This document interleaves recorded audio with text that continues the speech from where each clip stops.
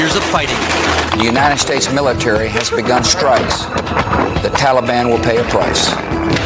And tens of thousands of Afghan and American lives lost. See, I try not to think about it, because when you think about it, then I get like this. The United States became the latest superpower to suffer defeat in Afghanistan. We have defeated Britishers, the USSR, and now America. And a generation of Afghans who grew up knowing freedom saw their dreams denied as the Taliban reimposed strict Islamic law. I came here on this last trip less than 2 weeks ago, and Afghanistan was a republic backed by the United States. Now it's an Islamic emirate run by the Taliban. It did not have to be this way.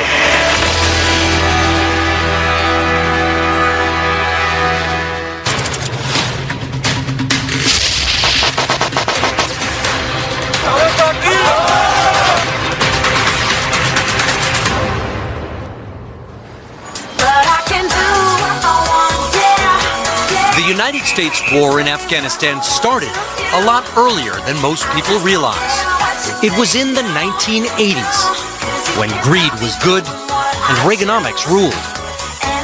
Most Americans had never even heard of Afghanistan. But that changed when the Soviet Union invaded the country. Afghanistan was suddenly on the front line of the Cold War. To stop the spread of communism across Central Asia, the CIA secretly funded an army of Islamic warriors to fight the Reds. They were called the Mujahideen. One Democratic House member from Trinity, Texas, decided to take the CIA's anti-communist program, give it real teeth. His name was Charlie Wilson. He made sure his Afghan freedom fighters were equipped with shoulder-launched Soviet-killing Stinger missiles and had all the money they needed. I'm on the Defense Subcommittee of the Appropriations Committee, and I was able to say, okay, I'll vote for another 50 tanks, but I want my $15 million for the Mujahideen. Support for the Mujahideen went all the way up to the White House.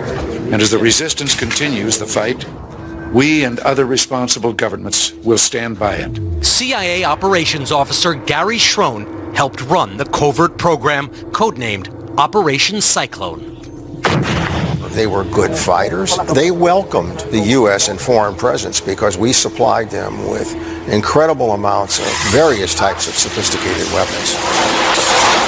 But in Afghanistan, among America's favorite anti-communist holy warriors was a man named Osama bin Laden. CIA officials insist they never paid or backed the Saudi exile directly, but bin Laden fought alongside many who were on the U.S. payroll.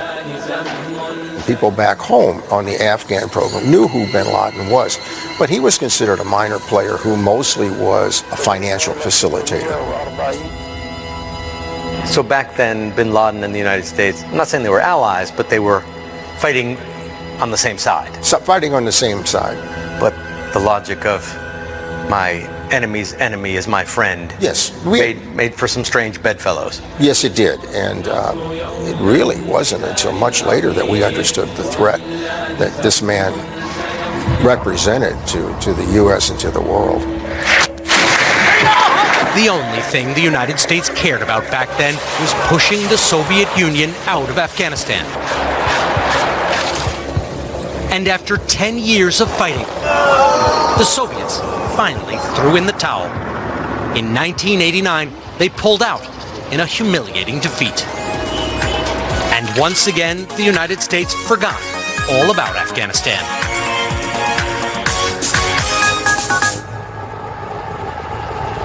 But Osama bin Laden never forgot. He stayed in Afghanistan as a guest of religious extremists called the Taliban, who took over after the Soviet withdrawal. And in his mountainous safe haven, bin Laden was emboldened. If a cowboy congressman from Texas and the CIA could arm a bunch of Islamists with guided missiles and defeat the Soviet Union, perhaps he could bring down the United States with guided aircraft. For most Americans, 9/11 seemed to come out of nowhere. A sucker punch, masterminded by a man they've never heard of. Blowback from a covert war most Americans never knew happened. But 9/11 woke a slumbering giant. I can hear you. The rest of the world hears you. And the people who knock these buildings down will hear all of us soon.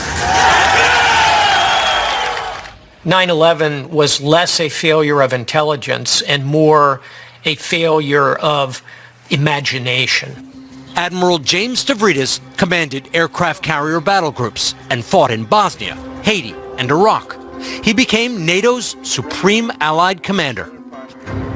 We couldn't imagine that a primitive foe operating from an ungoverned space in Afghanistan could have the sophistication to put together a plot with 20 perpetrators using credit cards who'd come to America to learn how to fly in a primitive fashion, would then be able to take over 4 jetliners and crash them into iconic American buildings. Where were you on 9/11? I was in the Pentagon. I was in my office, newly selected one-star officer, and I could look out and catch a glimpse of the airplane as it struck the side of the Pentagon. And as I stumbled out into that grassy field on the side of the Pentagon and tried to help the real heroes of the day, the first responders, it occurred to me everything is going to change, and everything did. We watched the first building burn and then saw the plane hit the second building. And when that happened, everybody in the room said, Bin Laden. He's fine. He's done it. Gary Schroen was just weeks away from retiring from the CIA, but he was one of the only American intelligence officers with first-hand experience and contacts in the region. So the head of the CIA's counterterrorism division, Cofer Black, asked him to go back and carry out one last mission. And he said, I want you to find Bin Laden, kill him, cut off his head, and send it home on dry ice to me so I can take it down and show the president. And I looked at him thinking, this guy is he serious? Is he pulling my leg here? And he said, no, I'm serious. And I said, well, I think I can do that. I think our guys, we can do that. Cutting his head off? That might be a little iffy. I don't know if I could do that or not. I said, but the real problem is, where do I get dry ice in Afghanistan? Schroen was in Afghanistan a week later, telling his old partners in the Mujahideen they had a new mission: topple the Taliban and eliminate Bin Laden. The U.S. sent in millions in cash and dropped in more CIA and special forces. They carried out the first American cavalry charge in a century. And once the assets were in place to pick out targets, the Air Force started bombing. America strikes back.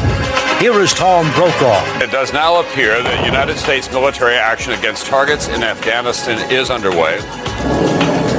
On my orders, the United States military has begun strikes against al-Qaeda terrorist training camps in Afghanistan. I knew that when we hit them with 2,500-pound bombs, they weren't going to last long.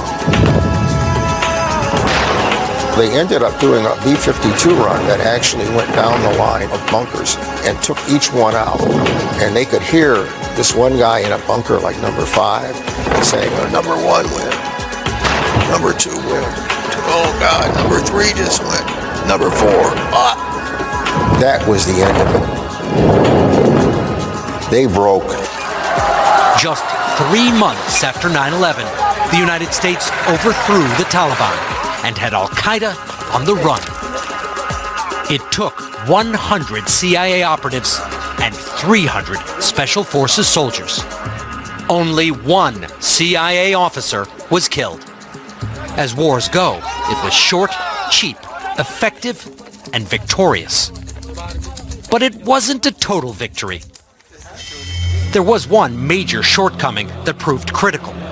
Bin Laden and a few hundred al-Qaeda militants slipped away, even though the CIA had them trapped along the mountainous border with Pakistan in an area called Tora Bora.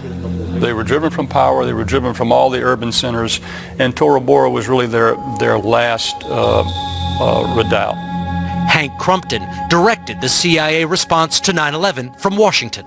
He passed on repeated requests from his team on the ground for reinforcements, about 1,000 troops, to finish off bin Laden. But Crumpton said CENTCOM Commander General Tommy Franks and Defense Secretary Donald Rumsfeld refused. I think it was a conscious decision because I passed on the request from our men.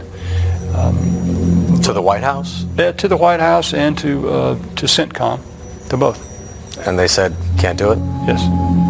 Why couldn't you get those extra troops to secure the area? Because working with the Afghans, we had such success to date. And I think there was a sense that we could continue that using the small teams with our Afghan allies. Bin Laden escaped through the mountains into Pakistan in what may have been a missed opportunity to end the war months after 9/11.